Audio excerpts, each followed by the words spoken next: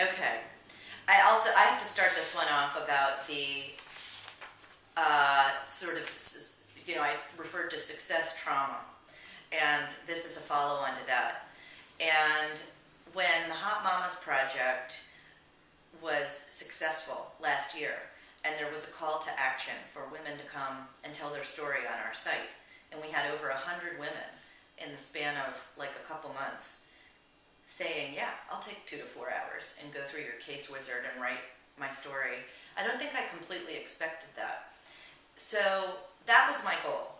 I saw a gap in education of women as far as role models go, particularly scalable role models. You know, the CEO of Kraft can't fly all over the world and be all, there's just fewer women in very high level positions right now. It's a fact.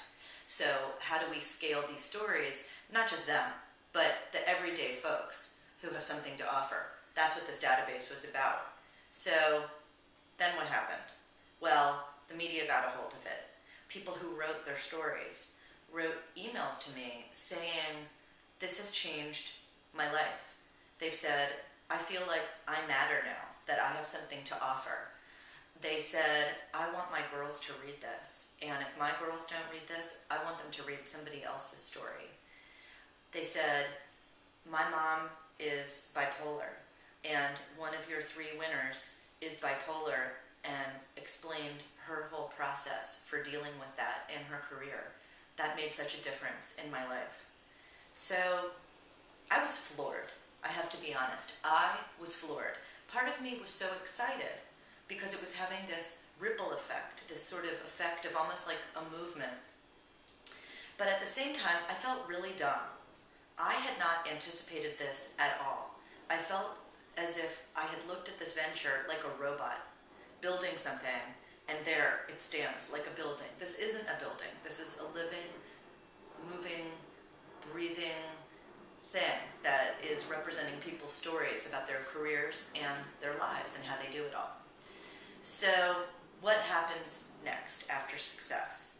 That's really why I started taking this pause during the summer, because I thought, am I going to live up to this responsibility? Because I feel that. I feel a responsibility based on the impact this project has had.